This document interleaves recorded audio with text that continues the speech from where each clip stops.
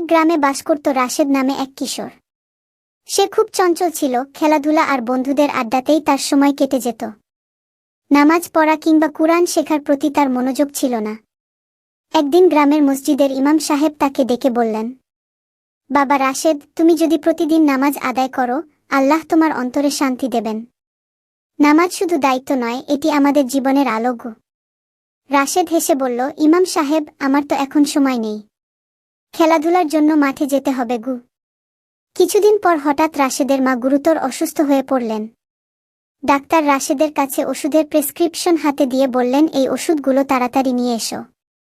তখন রাশেদের কাছে কোনো টাকা ছিল না। দিশেহারা হয়ে রাশেদ মসজিদে গেল এবং প্রথমবারের মতো মন থেকে আল্লাহর কাছে দোয়া করতে লাগল ও কান্না করছিল। আশ্চর্যের বিষয়, তখন এক বৃদ্ধ লোক মসজিদে বসেছিলেন। বৃদ্ধা রাশেদকে গিয়ে বললেন, কি হয়েছে বাবা?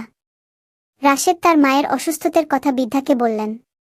বৃদ্ধা রাশেদকে টাকা দিয়ে সাহায্য করল। কিছুদিনের মধ্যেই তার মা সুস্থ হয়ে উঠলেন। রাশেদের চোখে পানি চলে এলো। সে বুঝল, নামাজ আর দোয়া মানুষকে শুধু আল্লাহর কাছে নিকটবর্তী করে না, জীবনের প্রতিটি সমস্যার সমাধানও এনে দেয়। রাশেদ সেই বৃদ্ধাকে খুঁজতে মসজিদে গেল, কিন্তু বৃদ্ধাকে খুঁজে পেল না। সেই দিন থেকে রাশেদ আর নামাজ বাদ দেয়নি। সে তার বন্ধুদেরও বোঝাতে শুরু করল, নামাজ হচ্ছে জীবনের আলো, যে আলো ছাড়া মানুষ সত্যিকার সুখ খুঁজে পায় না।